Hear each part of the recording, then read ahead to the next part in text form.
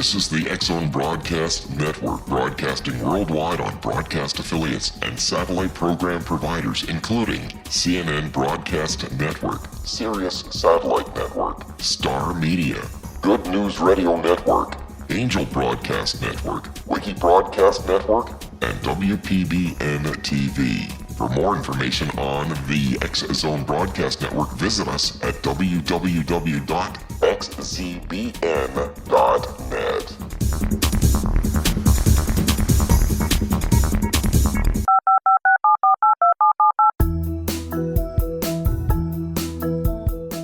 Did you know that when you're on the road with limited data or Wi-Fi, you can still listen to the X-Zone Radio Show with Rob McConnell, The Science of Magic with Gwilda Wiyaka, X-1, Dimension X, Space Patrol, and every minute of the X-Zone Broadcast Network by calling 213-401-0080, courtesy of Audio Now. No smartphone, app, or internet needed. It saves your data plan, and it's free if you have unlimited minutes. Call 213-401-0080 to listen on any phone, anytime, anywhere. Remember, 213-401-0080 for the best of the paranormal, parapsychology, and sci-fi radio programming anywhere, 24/7, 365. Welcome back to the X-Zone, everyone. My name is Rob McConnell, coming to you from our studios in Hamilton, Ontario, Canada, on the Talk Star Radio Network, X-Zone Broadcast Network, and Star Cable. If you'd like to give us a call, worldwide toll-free, 1-800-610-7035. Email xzone@xzoneradiotv.com. On MSN Messenger, you can always chat with us here in our studios 24 hours a day. xzoneradiotv@hotmail.com, and our website, www.xzoneradiotv.com. Don't forget, the April edition of the X Chronicles is out. If you'd like to receive your complimentary link, all you have to do is send an email to xzone@xzoneradiotv.com, and we'll send you the link. You can read the paper online, you can download it, you can print it, you can do whatever you'd like to do with it, all with the compliments of our advertisers. That's just send an email to xzone@xzoneradiotv.com.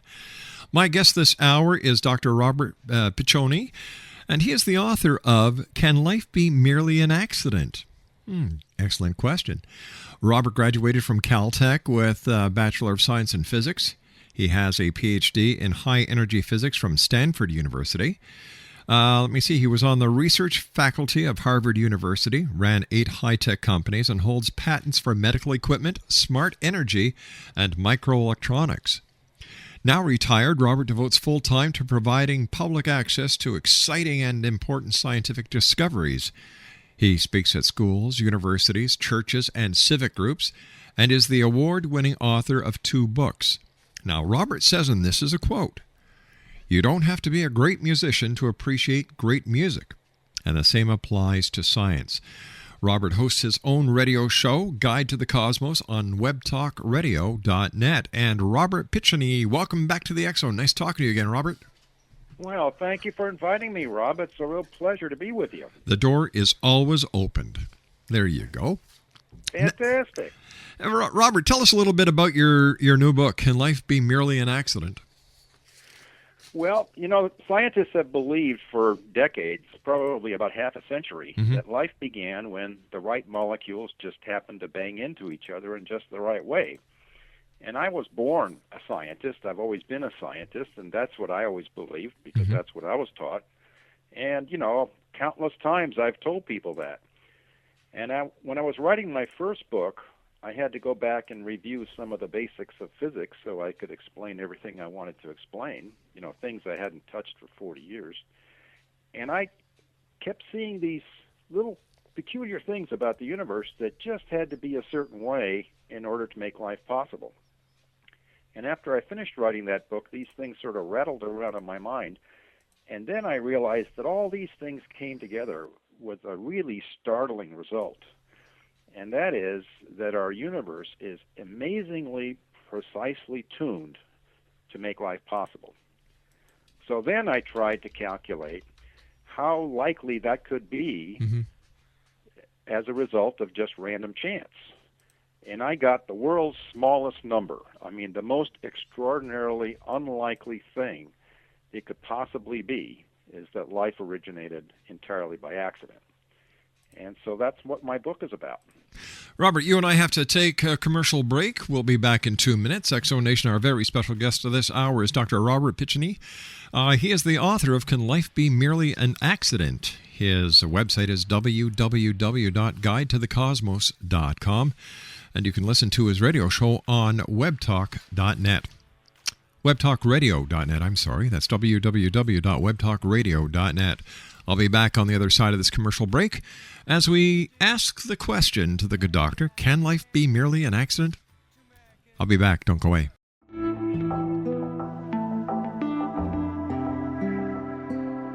Take a step back in time and discover old Florida cuisine at Marsh Landing Restaurant in Fellsmere.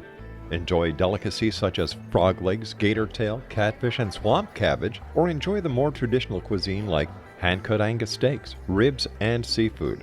Join us for breakfast with a southern flair featuring sweet potato pancakes, biscuits and gravy, and much more. Planning a party? Marsh Landing's private dining room can accommodate groups from 8 to 80 people.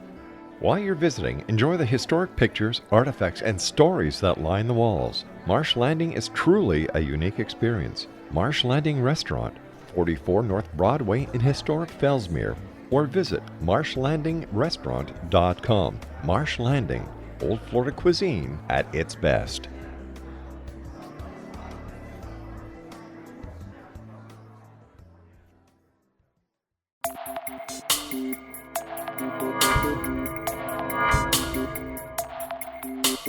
Are you interested in the paranormal, ghosts, UFOs, or psychic phenomenon?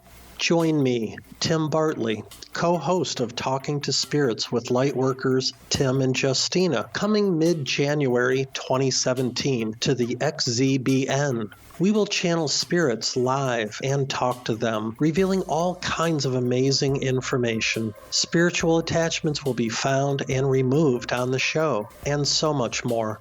To find out when you can listen to Talking to Spirits with Lightworkers Tim and Justina, visit www.xzbn.net for listeners on both sides of the veil.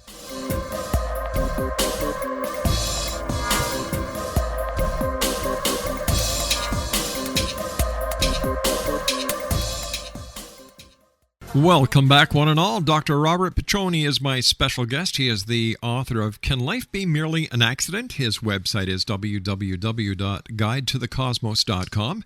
And you can also listen to Dr. Piccioni's webcast on webtalkradio.net as well. So there you go. Interesting guy, and you're going to see why he's got his own show and why we love him here on the X-Zone over the next hour. Now tell me, Robert, how did you come to be a physicist? Well, Rob, I was born a physicist. I really didn't have any choice in the matter. How is one born a physicist? Sorry? How is one born a physicist?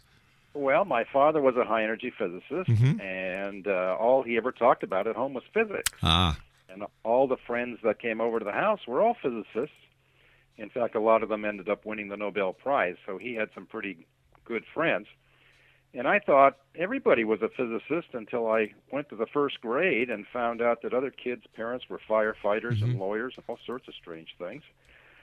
And I was an expert on antimatter by then in the first grade, but the kids had to explain to me what a shortstop was because I had no idea. So I've always been a scientist, and I love it. You know, it's great. It's like being paid to have fun. I mean, science is really discovery and exploration, and never stop asking the question why. You know, so it's a lot of fun. Tell me, what is high-energy physics, and what does it have to do with life? Well, high-energy physics is the study of the smallest pieces of nature. And one of the things that we've discovered is that all of nature is really connected. The biggest things in the universe are connected to the very smallest things. And the high-energy physicists study these very smallest things and their interactions. And if you understand that, then you can start to understand how all the bigger things work together, including how the universe works. So is it safe to say that high-energy physics are actually the building blocks to everything that we see, hear, feel, our total existence? Yeah, everything that we see around us is made of atoms, and the atoms are made of particles. And the job of a high-energy physicist is to figure out all the particles there are and what they do. And you need a lot of energy to do that, because the smaller you look, I mean, the more powerful your microscope, the more energy you have to pump into it.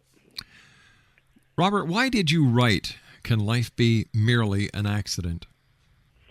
Well, my overall mission is to provide public access to science. I think that there are a lot of exciting discoveries that are being made in science, and unfortunately scientists don't do a good job typically of informing the public about these things. And all of us are bombarded every day with this ocean of information that's coming at us, from the news media, from politicians, from the newspapers. And a lot of the issues that we all face today, the economy, energy, the climate, the environment, our health, all of these things involve a certain amount of science. And I think that if people had a better understanding of science, and they don't have to go really deeply into it, and they don't have to learn a lot of math and jargon, but the basic ideas are really sort of simple. And if people had an appreciation for those ideas, I think they'd be more comfortable making the kind of decisions that we have to make in society, and I think they'd be happier with the results. So my life book is really an attempt to show that science doesn't have a clue how life began. Wow, that's a heavy statement coming from a physicist. Yeah, I mean, some scientists, really have this arrogant attitude that science is going to answer all questions, that we know all things, and there's nothing important except science. And in particular, they go attack religious people. Right. Yeah, in all sorts of inappropriate ways. And I think that that's really a bad thing for scientists to do, and it's totally inappropriate, and it's actually a very stupid thing to do. Science is great at answering a lot of questions, particularly those that have a number as the answer. But science is not the way that you can answer some of the most important questions in life. I mean, we can't measure or compute the purpose of human life, or why we're here, or what we're supposed to do, or how is a person supposed to live their life to be a good person. All of those are ethical decisions. And, attacking faith as an answer to those questions, I just think makes no sense at all. I agree with you there. Sorry? I said I agree with you there. Yeah. So when science takes the position that we understand how life was created, and in fact, Scientific American, in the last few months, the editors of Scientific American said in very bold letters that science has understood that. There's just a few details to be filled in, and life was a random event, and that's it. And really, that's a bunch of bunk. I mean, it is one of the greatest mysteries that's still to be addressed. And I think that, unless everyone understands that, no one's going to look to see what the answer to that mystery is. So I don't know the answer to the mystery, but I know it's a mystery, and we ought to go after it. So is that why part of your title is Merely an Accident? Yeah. Sort of merely indicates that it's not as, it wasn't destined to be in some sense, right? It happened just randomly. And it can't have, what I show in my book is that the probability that life evolved anywhere in the universe, in the entire expanse of space, and in the entire expanse of the age of the universe at any point in time, the fact even the most modest little bacteria, the odds of that happening are less than drawing the ace of spades 1,000 times in a row. Even one bacteria anywhere in the entire universe is less likely than drawing the ace of spades 1,000 times in a row.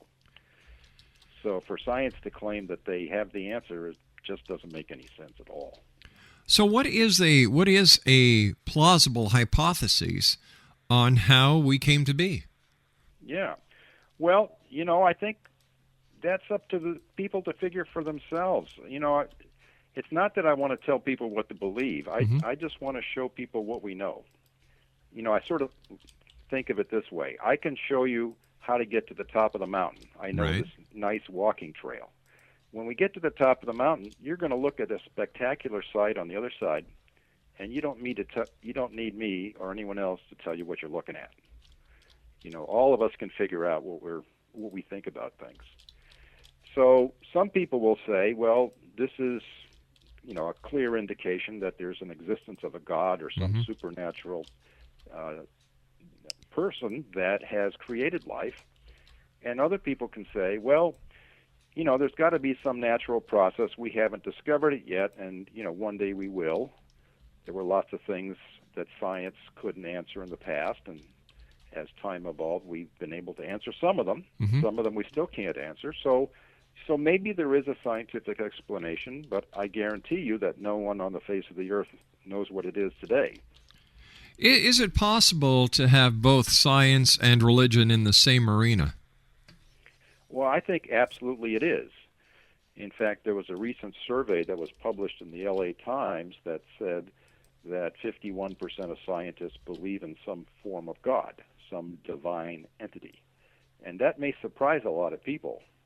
And in fact, that percentage is higher today than it was, let's say, 50 years ago. So I think, and you know, the most famous physicists in existence, Newton and Einstein, both were very strong in their belief in God. You know, they didn't necessarily belong to a specific religion, but their faith in God was absolute. The man who invented the theory we call the Big Bang, he was a Roman Catholic monk. So all of these people felt that science and religion were compatible. And in fact, they really felt that the Word of God was written in the stars, it was written in the galaxies, it was written in the atoms, it was written in the trees and the grass, that God had created all of that, and if you understood the universe, that would bring you closer to God. And that's really what was driving these people. So I don't think there's any question that God and that science and religion can be compatible. You know, looking at the possibilities, which are endless, do you think that with the introduction of quantum physics, quantum mechanics, and string theory, that more of the answers to the questions that we've been seeking throughout time will be forthcoming? Well, I think we'll continue to learn more and more, but quantum mechanics in particular has made some of those answers probably more difficult. Quantum mechanics has declared that there are things that we really will never know, which was a big blow to science. Newton thought that given the laws of physics, which he wrote down, if you knew where everything was right now and where it was going, you'd be able to predict the future of everything in the universe for all time in the future. And Einstein believed that too. And quantum mechanics says that that's completely false, that there is an intrinsic uncertainty in nature, and even if you knew everything, which you certainly can't, you'd still not be able to predict the future, that the future is fundamentally uncertain. So there will be questions that we will probably never be able to answer, and there will be other questions that we will be able to answer. Stand by, Robert. You and I have to take a commercial break with the news. Dr. Robert Piccioni is my special guest. He's the author of Can Life Be Merely an Accident?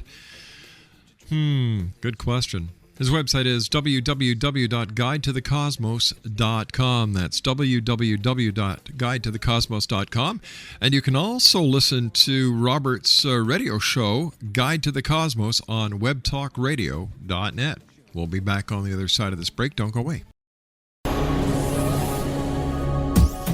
This is the X-Zone Broadcast Network, broadcasting worldwide on broadcast affiliates and satellite program providers, including CNN Broadcast Network, Sirius Satellite Network, Star Media, Good News Radio Network, Angel Broadcast Network, Wiki Broadcast Network, and WPBN TV.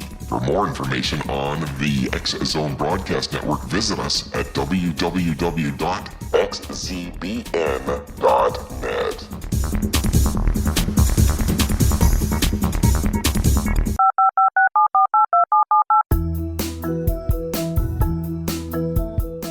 Did you know that when you're on the road with limited data or Wi-Fi, you can still listen to the X Zone Radio Show with Rob McConnell, The Science of Magic with Gwilda Wiyaka, X-1, Dimension X, Space Patrol, and every minute of the X Zone Broadcast Network by calling 213-401-0080, courtesy of Audio Now.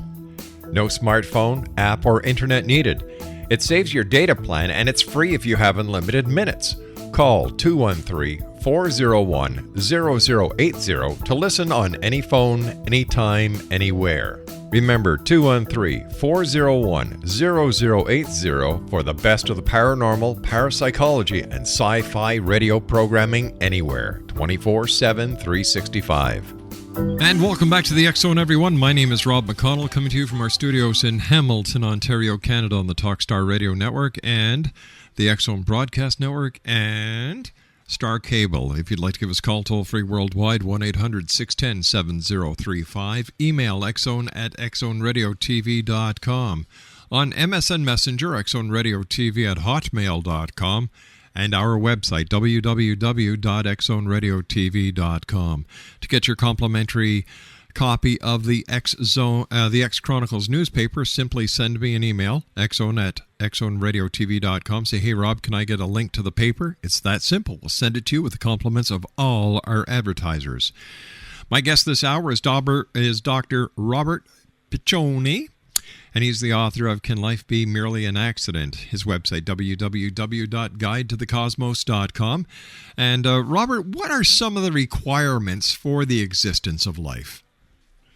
Well, I grouped them into four categories in my book. One is that we have to have a viable universe that produces stars, which are the basis of life, and also the universe has to have the right geometry. The next set of requirements have to do with atoms. Life depends on atoms, and it requires, in fact, atoms that are rather rare and have taken billions and billions of years to be produced. Then the third set of requirements has to do with the local habitat, and, it has to be a viable habitat, perhaps something like our own planet Earth, which is, in fact, remarkably special.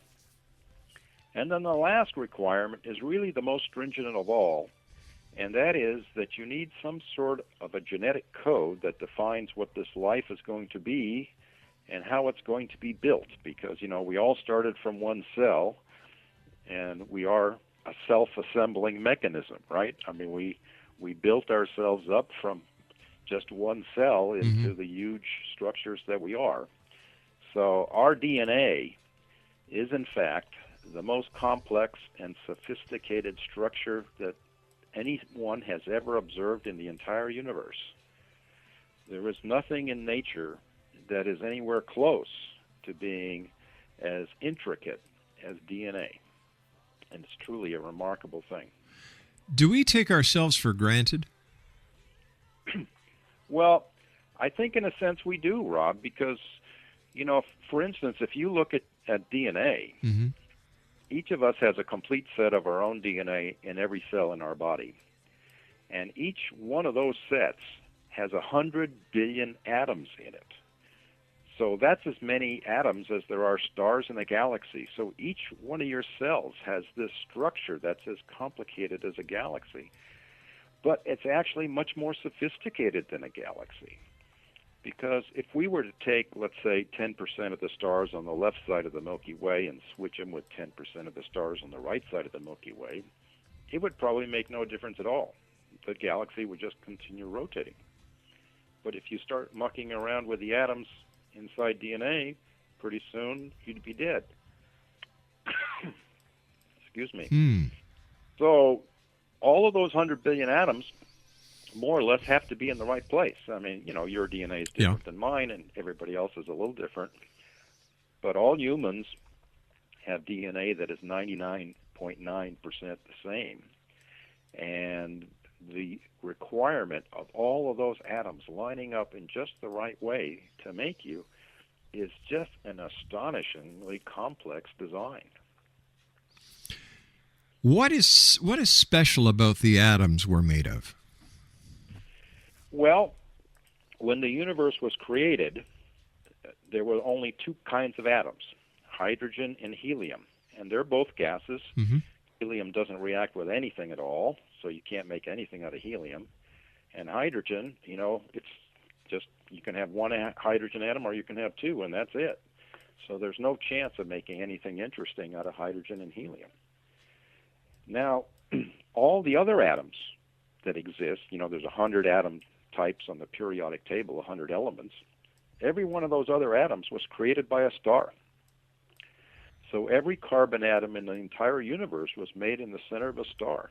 And every oxygen atom, every iron atom, all these atoms that are essential for the existence of any form of life were produced in the center of a star. And it took billions of years. And it had to be stars that were much more massive than the sun to produce these heaviest elements. And when these stars died, they exploded, some of them creating these beautiful structures we see called supernova, one of the most violent events that's ever occurred in the universe since the Big Bang. And that violent event is really the source of our life. Thanks to that explosion, those critical elements that were produced in the center of the star get spread throughout the galaxy. All those atoms are blasted off into space, and they seed these great gas clouds that exist in the cosmos. Some of these gas clouds are hundreds of trillions of miles across, and they can sit there for 1 billion years. And then one day, part of that gas cloud starts to collapse, and it forms a new star. And that new star might have planets on it. And because the previous stars have died and exploded, that gas now contains carbon and oxygen and iron and all these other things. And if it wasn't for that, we wouldn't exist. So that's really a remarkable thing. But that's not the spin that the Bible would have you believe. Well, I look at the Bible as having some very interesting messages, some very profound statements. And if you look, for instance, at the book of Genesis and the story that the Bible tells about the origin of the universe and the origin of everything else, right, and you look at the scientific story of the origin of the universe and the origin of everything else, these two stories have a remarkable resemblance. I mean, yeah, science says it's 13.7 billion years, and the book of Genesis says 7 days, but that's not the most important part of the message. To me, the most important part of the message is that they both say our universe did not always exist, that it came into existence at a single instant in time, that all of the energy sprung forth from this starting point in time and space, and that the stars and the planets and life and all of that evolved over time from that beginning. And that's really a remarkable story if you think about it. It certainly is. It has a lot to say. And the fact that science comes up with essentially the same story, I think that's a very interesting situation, that they both arrived at the same conclusion. And I don't worry about the numbers. The numbers are not, no one's going to believe in God or not believe in God because it's 6 instead of 7 or some other exactly. number. Yeah. Tell me, Robert, what is so special about Earth? Oh, Earth is not just the best of the 8 or 9 planets, depending on how much of a Pluto fan you are. I still hang on to Pluto. I grew up with Pluto being a planet, and I haven't given up on that yet, but it's officially been demoted, so there are only 8 planets. But the Earth is far better than just the best of 8. I think it's probably more like the best of 1 billion planets. You'd have to go through 1 billion planets out there to find one as good as the Earth. One of the things that makes the Earth so great is the fact that we have this huge concentration of iron in the center of the Earth. That iron is still molten, and it gives us this enormous magnetic field that protects our atmosphere from the sun. The sun puts out 1 million tons of charged particles every second. This is called the solar wind.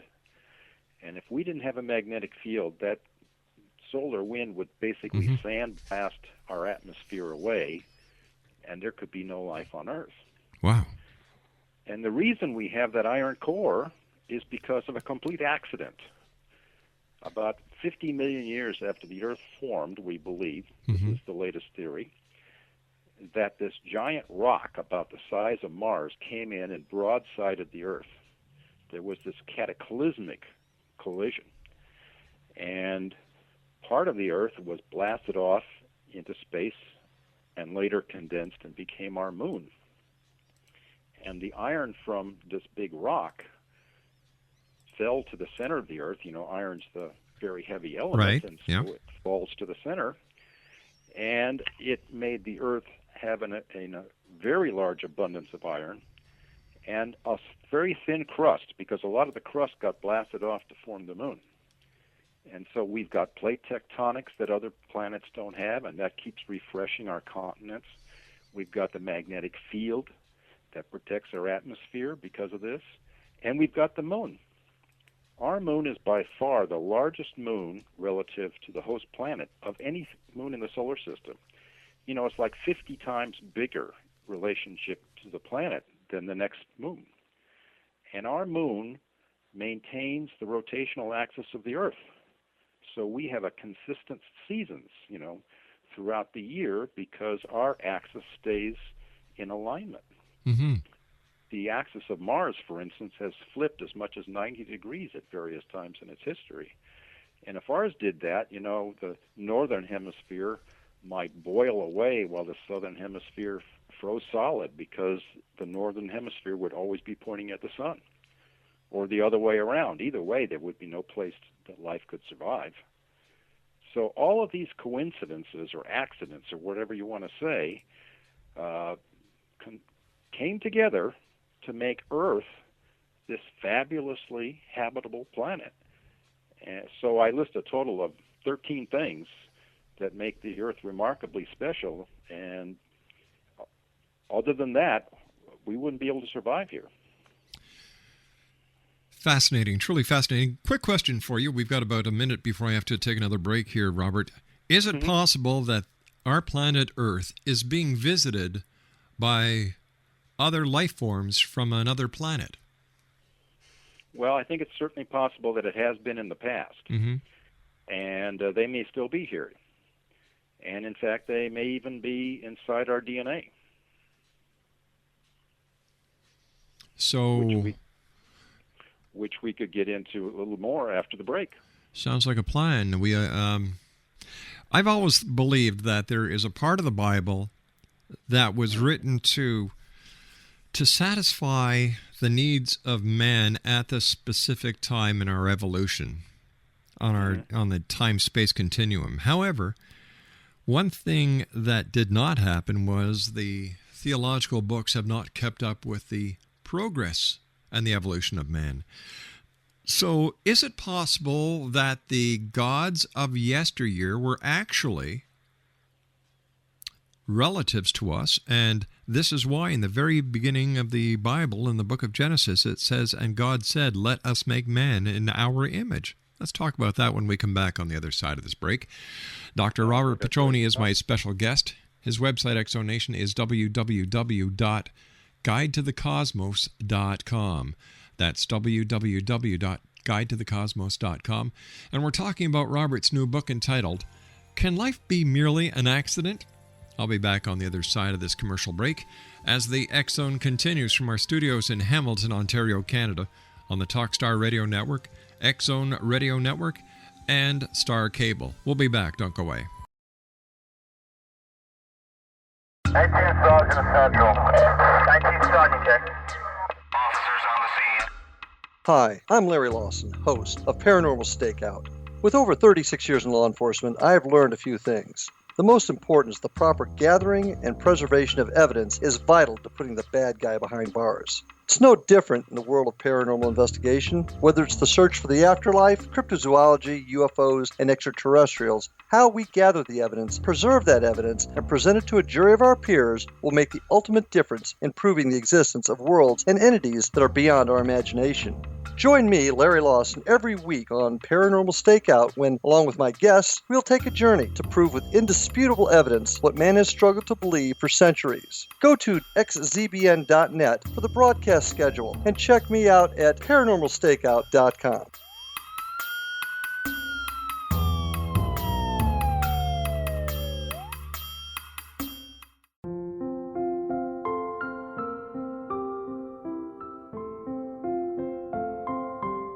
I am Dr. Carl O'Helvey, founder, president of a new cancer foundation focusing on evidence-based physical, mental, and spiritual interventions, including natural cancer cures, prayer, meditation, affirmations, nutrition, and other related holistic cancer prevention and cure modalities.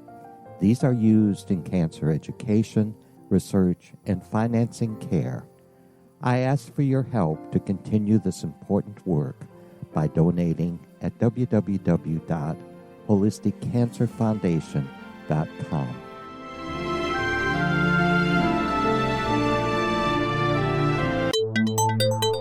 You're listening to the X-Zone Broadcast Network, www.xzbn.net. Well, are we alone? That was my question to Robert Piccioni before we went to the commercial break. He's the author of Can Life Be Merely an Accident? His website is www.guidetothecosmos.com. And he also has his own radio show on webtalkradio.net entitled Guide to the Cosmos. Once again, his website is www.guidetothecosmos.com. And Robert, before we went to the commercial break, I kind of stirred the pot a little bit by talking about the possibility of alien intervention in or alien creation of life on this planet or genetic engineering. However you want to look at it, what do you think is possible? Well, if there are other life forms in the galaxy, then they're probably very far away because the galaxy is a very big place. Mm-hmm. And my estimate is that there would only be several hundred planets as good as Earth in our Milky Way galaxy. So in talking to other scientists who are interested in this thing, I had a talk with a guy named Professor Paul Davies, who's a Brit that's relocated to the University of Arizona. And he has a very interesting idea, and that is that these other intelligent life forms that maybe have been around for billions of years longer than us sent out probes. And these probes could have been microorganisms in rockets, or they could have been robotic systems. And these probes went out and sort of are searching the galaxy to see what's out there. Maybe they'll find us as an interesting discovery. And that these probes may have left traces on Earth that we could discover. So while the SETI program, the Search for Extraterrestrial Intelligence, has been going on for 50 years listening to radio waves, right, he's suggesting that maybe we ought to be searching the Earth for traces of aliens that have been here already. And one of the remarkable places that he suggests that we search for Earth is in the DNA of living creatures on Earth, that they may have, in a sense, left a message in a bottle by programming a little snippet of DNA and inserting it into, various life forms here. And if they put it in the right place, it wouldn't be harmful, and it would continue to be replicated in the usual way by these organisms. And maybe we would be able to decipher a code of DNA that seem to be artificial, have an artificial intelligence to it. I mean, maybe it would be a string of prime numbers or something else that, wouldn't make any sense by any natural mechanism, but, would have a mathematical pattern that would indicate intelligence. Robert, you and I have to say so long for now. Look forward to the next time that you're with us back here in the X Zone. Congratulations. I'd love to do it again, Rob. You know you're going to, and because you've got a lot to say. I love what you're doing, and I wish you nothing but success, not only with your new book entitled Can Life Be Merely an Accident, but your radio show as well, Guide to the Cosmos on webtalkradio.net. I'll be back on the other side of this commercial break as the X Zone continues from our studios in Hamilton, Ontario, Canada. If you'd like to give us a call, 1-800-610-7035, email xzone@xzoneradiotv.com, and our website, www.xzoneradiotv.com. My name's Rob McConnell. This is the X Zone. I'll be back on the other side of the news. Don't go away.